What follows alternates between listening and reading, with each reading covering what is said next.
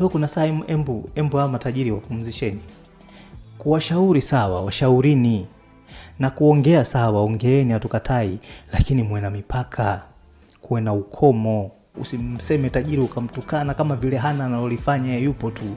Hana chochote anachofanya, yupo tu. Kweli unaumia na yeye anaumia kama wewe. Tuvumiliane. Kwa kakaangu Haji Manara kwenye kile chama bwana utakachokianzisha cha kutetea haki za mashabiki.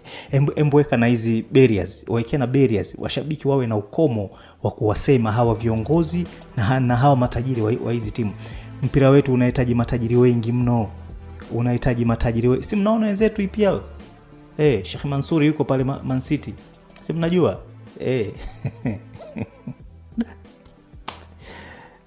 Kuna mmoja alisema au ngoja niache sisemi. Nyinyi mnapotembea mtandaoni mtayaona huko. Mtayaangalia. Lakini mashabiki tunaheshimu kweli mchango wenu, nyinyi ndio wenye timu, ni sawa.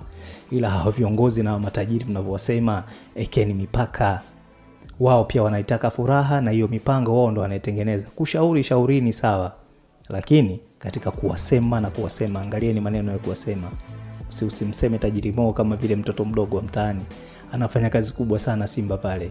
Sasa hivi Simba Afrika inajulikana. Simba imepanda viwango mara ngapi katika viwango vya ubora Afrika baada ya Mo Dewji kuchukua timu. Before Mo Dewji kuchukua timu pale, Simba ilikuwa ngapi Afrika? Mnajua. Kabla GSM kuchukua timu, Yanga ilikuwa ngapi Afrika? Mnajua. Sasa hivi zimekuwa nafasi ya ngapi? Ligi yetu imekuwa nafasi ya 4 Afrika. Hawa matajiri wamechangia mchango mkubwa sana baada ya kuweza kubato na timu kubwa barani Afrika, kuweza kubato na Giants barani Afrika. Sawa, Mamelodi Sundowns leo akipangiwa na timu ya Bongo anawaza. Ahali akipangiwa na timu ya Bongo anawaza. Yaani hamna mtu anakuja kucheza kwa Mkapa hapa yuko comfortable, hayupo tena sasa hivi. Wakija hapa wanahofia kwamba hapa ukiingia ujipange. Ni hawa matajiri ndio wametuletea hiyo heshima Afrika. Kwa hiyo mnapowasimanga, hebu muwe na kiasi. Muwe na mpaka. Msiachie tu kana kwamba mnawasema watu gani. Nasikitisha sana. Anyway, ongereni wanangu kwa kunywa supu ya ngamia. Wengine wamesafisha nyota leo. Hamjao kunywa supu ya ngamia.